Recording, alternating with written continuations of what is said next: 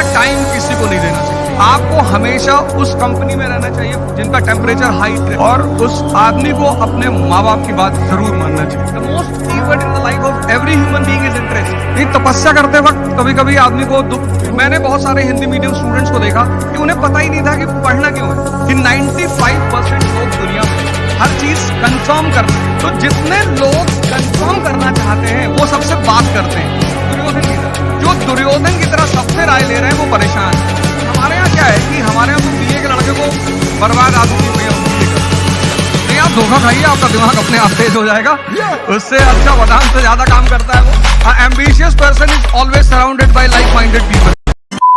भाई अपने teaching style से स्टूडेंट्स की करते हैं मौजा ही मौजा। एक बार जोरदार तालियां हो जाएं फॉर सर अवध ओझा।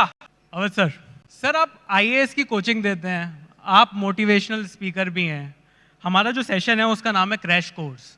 तो क्या आईएएस बनाने के लिए भी कोई क्रैश कोर्स होता है क्या? कोई 30 दिन में आईएएस बन जाओ, 24 घंटे में आईएएस बना देते हैं, कुछ ऐसा भी होता है क्या? शोले एक मूवी थी, तो उसमें एक बड़ा प्यारा डायलॉग था। तो हेमा मालिनी अमिताभ बच्चन जी से निशाना लगाना सीखती है। तो कहती मैं तो तुम्हें, वो अमिताभ बच्चन साहब कहते हैं कि मैं तो तुम्हें 2 दिन में सिखा दूंगा। धर्मेंद्र जी कहते हैं कि मैं तुम्हें 2 दिन में सिखा दूंगा। तो Amitabh Bachchan was lying behind him and he says कि बहुतों को तो इन्होंने 2 घंटे में सिखा दिया है। तो ऐसा कोई शॉर्टकट नहीं है, you should have a very good background जी। तो वो स्ट्रॉन्ग बैकग्राउंड जिसकी है उसकी हम फिनिशिंग करते हैं एज अ कोच। तो we as a coach do the finishing for the people and those who understand they qualify IAS. Sir माना जाता है कि आईएएस इंडिया की सबसे पावरफुल जॉब है। तो जो जॉब अपने आप में इतनी पावरफुल है उसके लिए इतनी मोटिवेशन देने की क्यों जरूरत है? वो तो अपने आप में काफी मोटिवेटिंग चीज हो गई। नहीं, तपस्या करते वक्त कभी कभी आदमी को दुख भी होता है। जैसे हमारी एक स्टूडेंट है टीना दावी, राजस्थान कैडर की जी। तो उन्होंने अपने एक इंटरव्यू में कहा कि हर दिन लगता था कि नहीं होगा, इट्स अ टफ टास्क।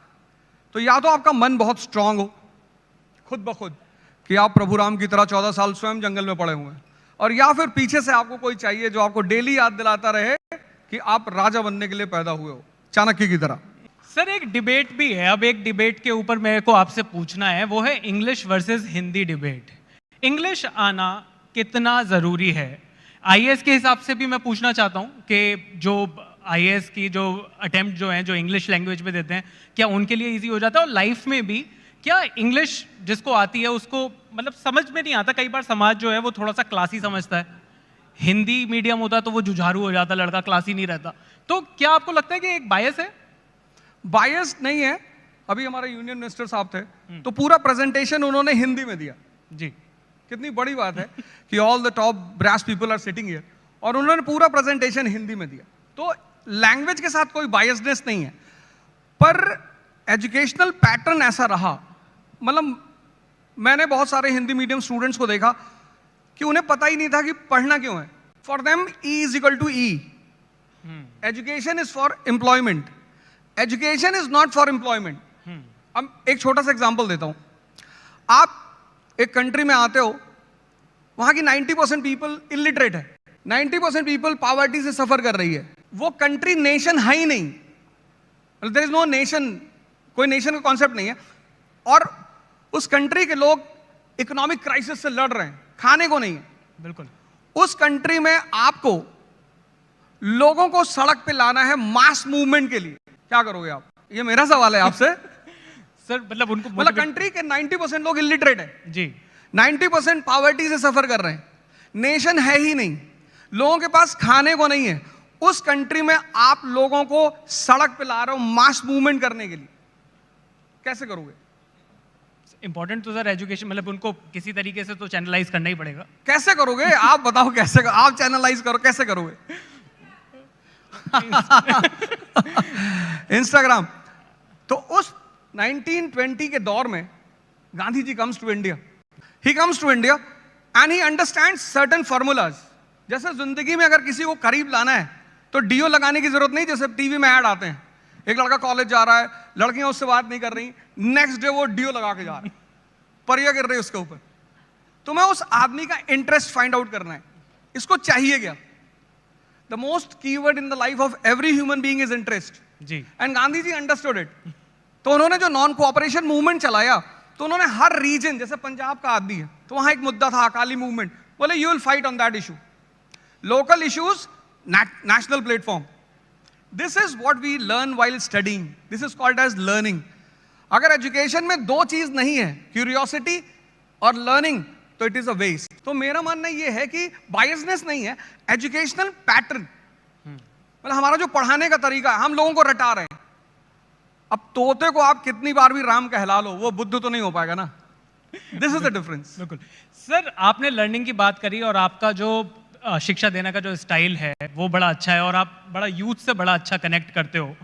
पर युवाओं की एक शिकायत है कि जो समय पढ़ाई का है वही समय प्यार करने का भी है।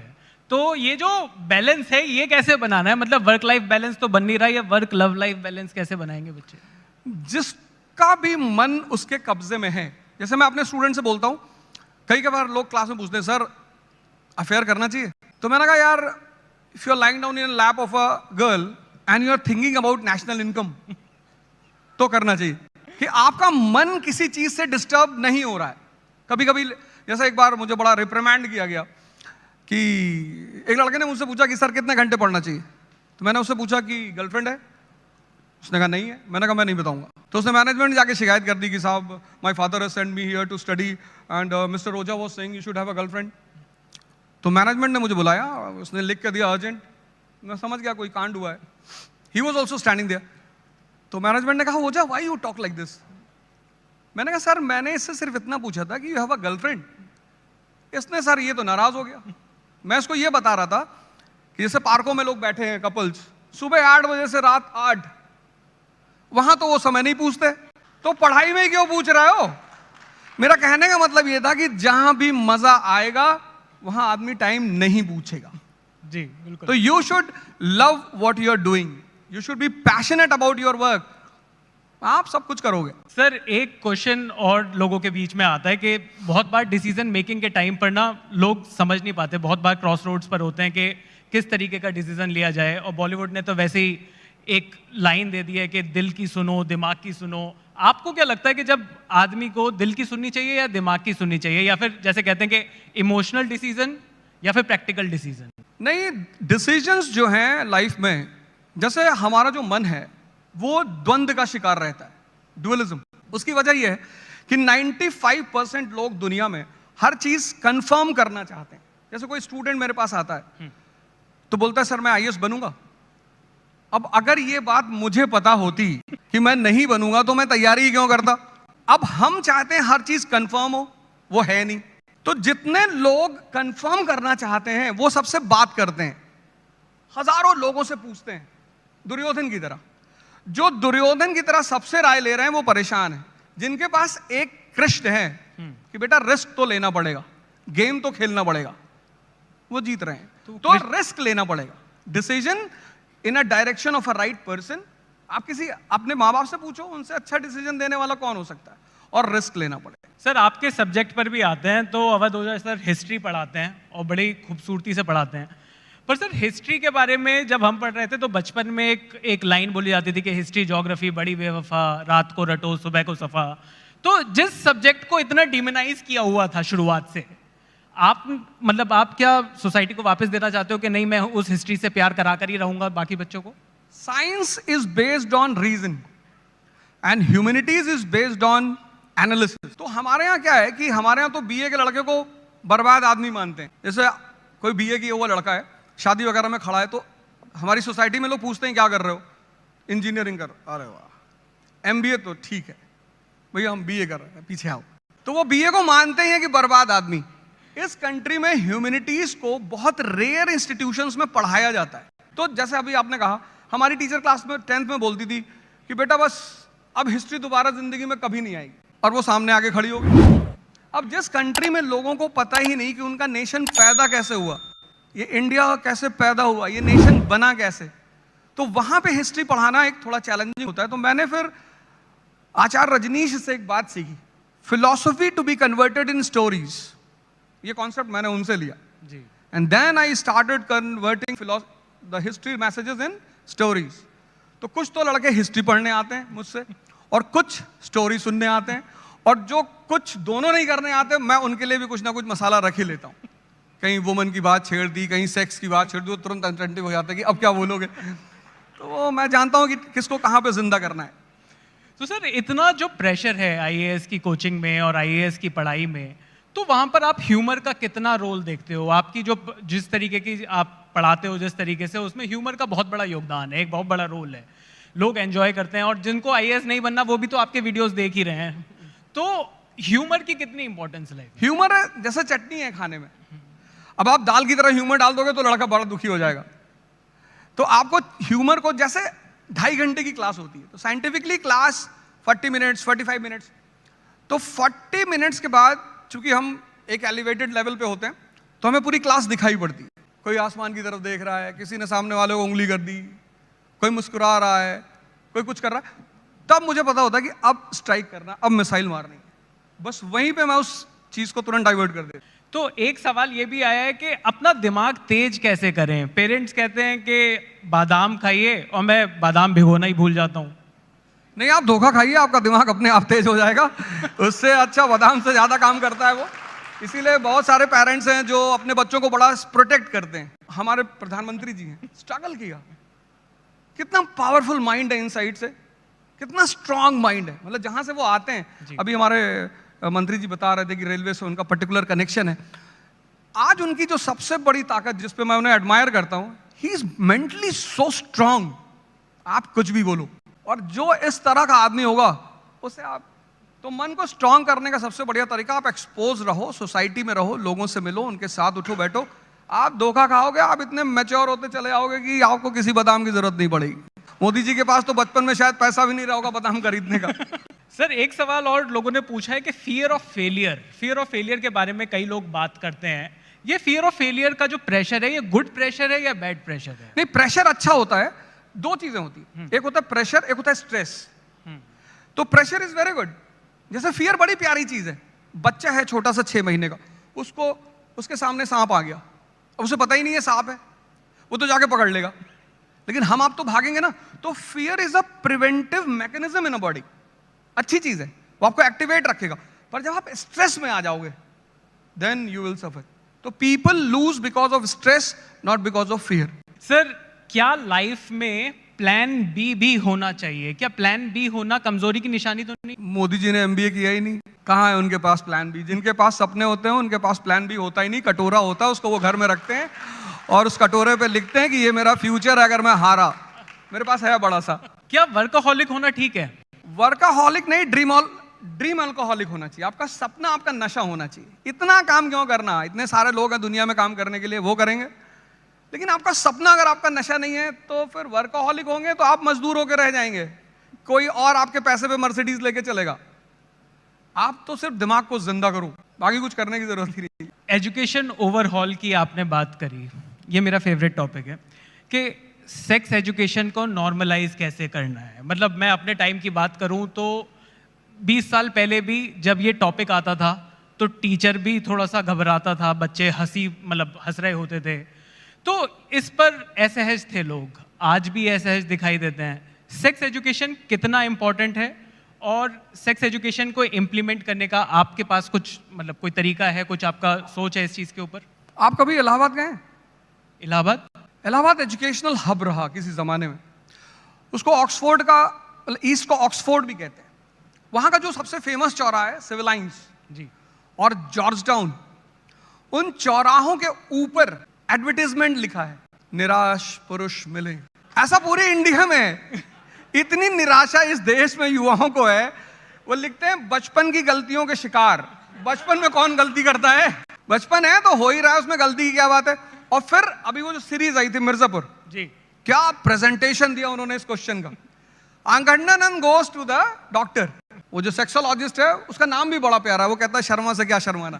ही goes to the doctor, he is suffering, he asks Maqbool to sit. Maqbool को बोलता है बैठो। फिर वो कहता है कि आजकल बहुत सारे पतन हो रहे हैं, राजनीतिक पतन हो रहा है, नैतिक पतन हो रहा है, उसमें से एक शीघ्र पतन भी है। And then he points to Maqbool कि ये उससे परेशान। Maqbool turns towards him. This is the condition of people in this country. अपनी बात को डॉक्टर से कह नहीं पा रहे। तो जिस देश में इतना बड़ा बाहुबली बचपन की गलतियों का शिकार है, वहां सेक्स एजुकेशन होना ही चाहिए। नहीं तो आप ये रेप, ये मोलेस्टेशन से कभी नहीं रोक पाओगे, और वेस्टर्न वर्ल्ड अपनी पोर्नोग्राफी बेच के पैसा कमाएगा इस देश में। तो करना ही चाहिए और करना ही होगा। सर, एक टॉपिक है online education versus offline education. आप ऑनलाइन इतना दिखाई देते हैं, तो कोविड के बाद एक फोर्स चेंज था ऑनलाइन एजुकेशन पर। क्या आपको लगता है गोइंग फॉरवर्ड, अगले 5 साल की बात करें या 10 साल की बात करें, क्या आपको लगता है ये जो क्लासरूम एजुकेशन है ये रिडंडेंट हो सकती है? ये क्लासरूम एजुकेशन का एक अलग मजा है, तो वो कभी रिडंडेंट होगा नहीं? तो ग्राफ्टिंग होती है, ग्राफ्टिंग वो जिंदा प्लांट से होती है, मुर्दे प्लांट से नहीं होती। लेकिन रेलेवेंसी होती है, चेंज होता है, टाइम होता है। अभी हमारे बच्चे हैं, ये तो उठना ही नहीं चाहते सुबह। हमें तो हमारी माता जी कम से कम 10-15 डंडा मारती थी सुबह, हम मार ही नहीं सकते। उनकी माता जी आगे खड़ी होते हो, बच्चे हैं, हम भी थे। तो आने वाली 10 साल की बाद की जो जनरेशन होगी वो शायद इसको पूरी तरह अडॉप्ट कर ले, because change is a law of nature. But classroom is like a live plant. You see the teacher, you feel the vibration, you enjoy the aura of the class। अब इतने सारे लोग यहाँ बैठे हैं, बड़े बड़े लोग, इनका aura है। If this would have been on online, you would have never enjoyed the aura of these people. So you enjoy the aura, you enjoy the place, you enjoy the gravity, and then when you see all these things, the teacher also gets momentum। Boss अब आगे बढ़ के ही मारना है। तो teacher भी कभी कभी बहुत उदास हो जाता है कैमरे पे कि अरे भैया ये देखो न्यूटन ने भैया ऐसा कहा था, अब बाकी हमें पता नहीं कहा था कि नहीं। तो offline is best, but online can be used in the special circumstance। Sir, मज़ा तो बहुत आ रहा है आपसे बात करके, पर समय की थोड़ी सी कमी है। एक आखिरी सवाल लेना चाहूँगा आपसे कि 3 गलतियाँ जो स्टूडेंट्स लाइफ में नहीं करनी चाहिए, जो स्टूडेंट्स देख रहे हैं हमें, उनके लिए अगर मैं पूछ सकूँ कि आपके हिसाब से ऐसी वो कौन सी 3 गलतियाँ हैं जो स्टूडेंट को करने से बचना चाहिए अपनी लाइफ में? अपना टाइम किसी को नहीं देना चाहिए। गर्लफ्रेंड को? टाइम इज, गर्लफ्रेंड आपकी है तो वो आपको करंट अफेयर्स पढ़ा सकती है शाम को। आप डिसाइड करेंगे ना आपकी गर्लफ्रेंड कैसी होगी। आपकी गर्लफ्रेंड से आप शाम को बैठ के बात कर रहे हैं कि तुम्हारी बुआ जी तुम्हारे पापा से लड़ रही, तो आप तो वैसे ही खत्म है। A ambitious person is always surrounded by like minded people. तो आपको टाइम अपना किसी को नहीं देना चाहिए, देना ही नहीं चाहिए। आपको हमेशा उस कंपनी में रहना चाहिए जिनका टेम्परेचर हाई रहता है। जैसे आप, टेम्परेचर का एक लॉ है ना, temperature moves from high to low. अब आप आईएएस बनना चाहते हो, आपका दोस्त कह रहा साहब भगवान हमको चपरासी बना दे तो हम बन जाएं, ऐसे आदमी को मार के भगा दो आप, वो आपको किसी काम का नहीं। उसका 10 डिग्री का टेम्परेचर है, 90 आपका खींच लेगा, आप जिंदगी भर ऐसे तड़पते रहोगे। और उस आदमी को अपने माँ बाप की बात जरूर मानना चाहिए। ये 3 काम हर स्टूडेंट को करना चाहिए।